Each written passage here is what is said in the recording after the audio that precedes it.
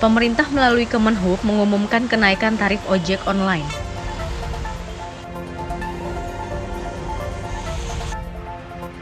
Akibat corona, jalur puncak terlihat sepi.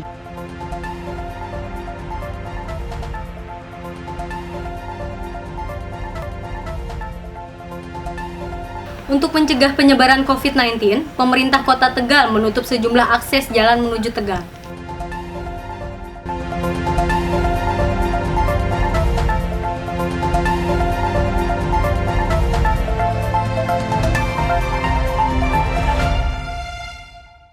Selain 3 topik berita tadi, kami juga menyiapkan berita-berita terkini lainnya. Bersama saya Sri Handayani, inilah One In News lengkapnya untuk Anda.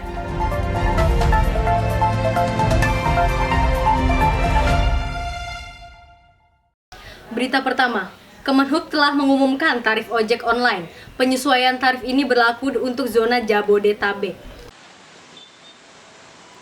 Kementerian Perhubungan telah mengumumkan kenaikan tarif baru ojek online. Penyesuaian tarif ini hanya berlaku untuk Jabodetabek. Pemerintah menaikkan tarif ojek online sebesar Rp250 per kilometer untuk wilayah Jabodetabek. Biaya batas bawah semula Rp2.000 naik menjadi Rp2.250, sementara tarif batas atas naik menjadi Rp2.650 dari sebelumnya Rp2.500. Adapun biaya minimal dengan rentang Rp9.000 sampai dengan Rp10.500. Pemerintah meminta pihak aplikator untuk melakukan penyesuaian tarif-tarif baru ini. Operator menyebut akan mematuhi serta menyesuaikan kebijakan tarif baru ini.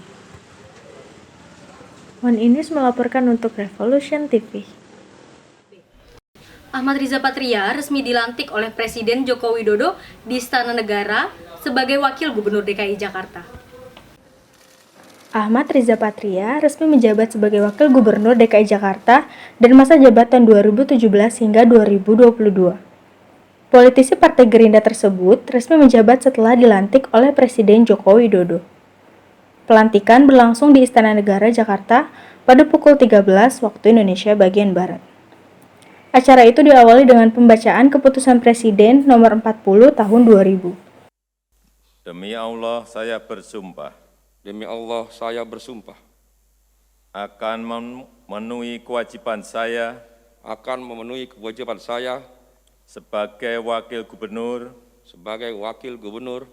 Dengan sebaik-baiknya dan seadil-adilnya. Dengan sebaik-baiknya dan seadil-adilnya. Memegang teguh Undang-Undang Dasar Negara Republik Indonesia. Memegang teguh Undang-Undang Dasar Negara Republik Indonesia. Tahun 1945. Tahun 1945. Dan menjalankan segala undang-undang dan peraturannya. Dan menjalankan segala undang-undang dan peraturannya. Dengan seluruh-seluruhnya. Dengan seluruh-seluruhnya. Serta berbakti kepada. Masyarakat, nusa, dan bangsa. Masyarakat, nusa, dan bangsa. Presiden Joko Widodo memandu sumpah jabatan kemudian dilanjutkan dengan penandatanganan berita acara. Terakhir, Presiden Joko Widodo memberi ucapan selamat kepada tamu yang hadir. Sejumlah tamu yang terlihat hadir diantaranya Menteri Pertahanan yang sekaligus Ketua Umum Partai Gerindra, Prabowo Subianto, beserta Gubernur DKI Jakarta, Anies Baswedan. Semua yang hadir di ruangan pelantikan menggunakan masker untuk mencegah penyebaran virus corona termasuk Jokowi dan Riza Patria. Harga bawang bombay mengalami kenaikan sejak 4 hari lalu. Meski tidak banyak, kenaikan ini disambut baik oleh para pedagang. Dampak virus corona, bawang bombay naik 50%. Harga bawang bombay di pasar tradisional di Kabupaten Banten, Tangerang Selatan saat ini terus naik usai terjadinya wabah virus corona. Pedagang sayuran, bumbu dapur karena Sidareja Evan Ali mengatakan kenaikan harga bawang bombay terjadi sejak sepekan lalu, yang kini sudah naik 50% lebih dari dibanding harga sembako. Dirinya menjelaskan sebelum harga bawang bombay sebesar Rp20.000 per kilogram. Akan tetapi, secara angsur harga bawang bombay terus meningkat di atas 30.000 per kilogram. Menurutnya, harga bawang bombay akan terus meningkat seiring mewabahnya virus corona. One News melaporkan untuk Revolution TV. Gubernur Provinsi DKI Jakarta telah mengumumkan bahwa KRL memiliki potensi tertinggi penyebaran virus corona. Pihak stasiun juga melakukan tes suhu untuk para penumpang KRL. Akibat wabah corona, penumpang di stasiun Kebayoran Lama berkurang. Hal ini membuat penumpang di stasiun Kebayoran Lama sepi.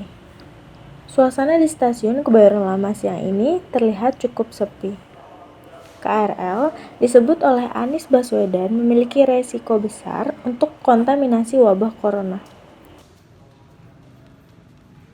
Sehingga terlihat berkurangnya penumpang di stasiun Kebayoran Lama yang biasanya dipadati beberapa penumpang.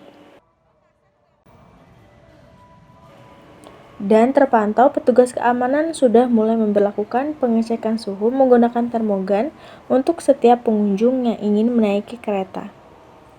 Tidak lupa juga, pihak stasiun memasang iklan digital dan spanduk mengenai corona. One News melaporkan untuk Revolution TV. Pemerintah Kota Bogor mengeluarkan kebijakan wajib social distancing. Penyebaran COVID-19 yang sangat cepat ini membuat pemerintah mengeluarkan kebijakan yang mewajibkan untuk social distancing. Sehingga sebagian masyarakat memilih untuk tidak keluar rumah. Dampak yang sangat terlihat terjadi di jalur Puncak, Bogor, Jawa Barat. Yang biasanya hari libur selalu dipadati kendaraan roda 4 maupun roda 2, kini terlihat sepi. Akan tetapi, masih banyak masyarakat yang terpaksa harus keluar rumah untuk memenuhi kebutuhan mereka. One News melaporkan untuk Revolution TV. Untuk mencegah penyebaran COVID-19, pemerintah Kota Tegal menutup sejumlah akses jalan menuju Tegal. Wali Kota Tegal, Jawa Tengah, Dedi Yon Supriyono memutuskan untuk menutup akses masuk ke Tegal dengan beton movable concrete barrier atau MBC mulai 30 Maret sampai 30 Juli 2020. Keputusan itu diambil setelah seorang warga Tegal dinyatakan positif virus corona pada Rabu 25 Maret 2020. Dengan temuan tersebut, Kota Tegal sudah masuk zona merah darurat corona. Penutupan akses masuk dilakukan untuk mencegah penyebaran virus corona di Kota Tegal. Sebelum lokal lockdown diterapkan, beberapa akses masuk ke kota ditutup menggunakan water barrier. Namun, untuk jalan provinsi dan jalan nasional, Dedi memastikan akan tetap dibuka.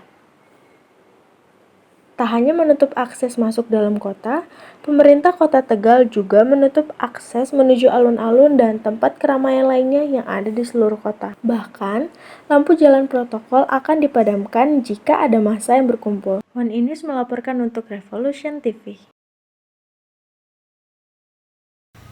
Resepsi pernikahan di Majalengka dibubarkan oleh aparat kepolisian dikarenakan upaya pencegahan penyebaran COVID-19. Resepsi dibubarkan atas permintaan polisi. Hal ini demi menghindari pengantin dan tamu undangan dari ancaman penyebaran COVID-19.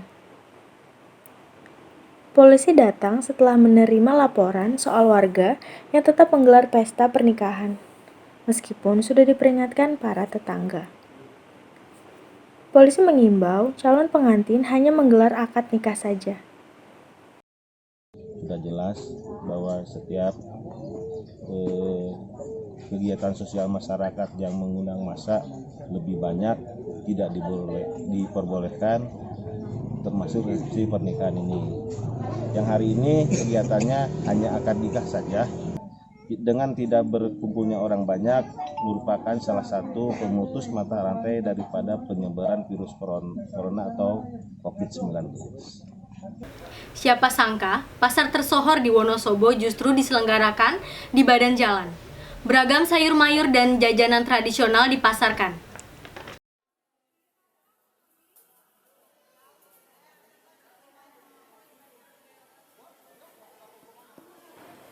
Pasar tersohor di Wonosobo. Inilah pasar pagi Wonosobo, buka setiap pagi di sepanjang jalan Resimen di sekitar pasar induk Wonosobo. 800 pedagang tumpah ruah memenuhi badan jalan. Mereka berdagang sejak pukul 3 pagi. Semua keperluan dapur tersedia di sini. Wonosobo merupakan sentra penghasil sayur mayur. Tak heran jika di sini banyak sayuran yang benar-benar segar, seperti kubis hijau ini. Kubis atau kol adalah tanaman sayuran tertua berasal dari Asia dan Mediterania. Namun kol kini menjadi tanaman yang paling banyak dibudidayakan di seluruh dunia, baik di daerah tropis dan semi-tropis termasuk di Wonosobo. Disinilah pemerintah daerah berperan agar ketertiban umum tetap terjaga. Selepas jam 7 pagi, aktivitas pasar pagi harus terhenti.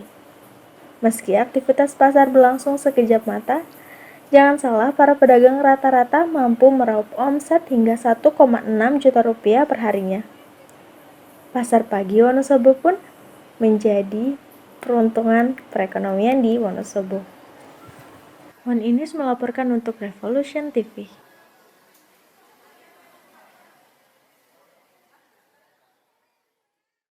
Baiklah pemirsa, kita beralih ke berita internasional selanjutnya.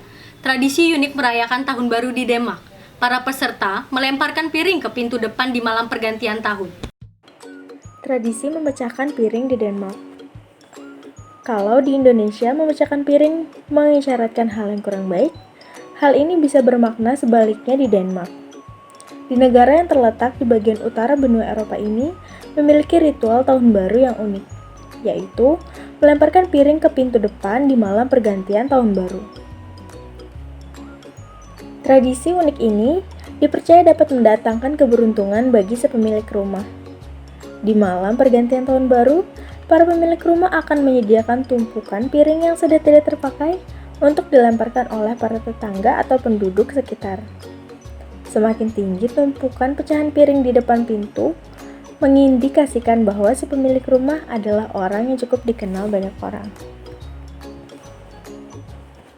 Pelantikan Ilhan Omar menjadi muslimah pertama yang menempati DPRD Minnesota, Amerika Serikat. Ilhan Omar dilantik sebagai anggota DPRD Minnesota sejak kampanye pertamanya yang berakhir sukses.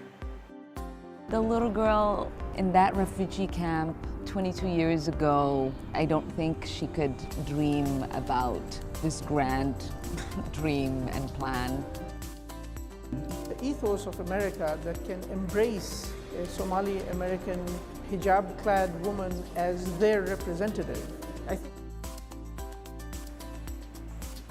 Sekitar 25.000 imigran Somalia bermukim di Minnesota.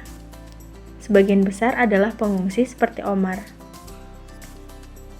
Selain menjadi anggota DPRD, ia juga menjadi asisten oposisi pemimpin DPR di Minnesota.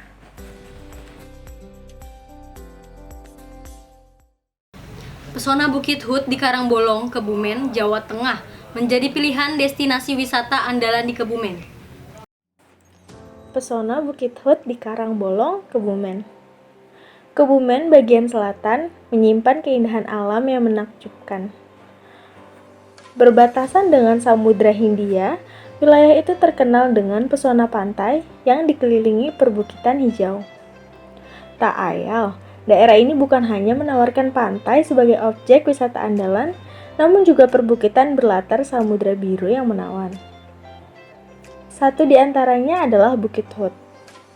Objek wisata yang berlokasi di Desa Karangbolong, Kebumen ini menawarkan panorama perbukitan asri.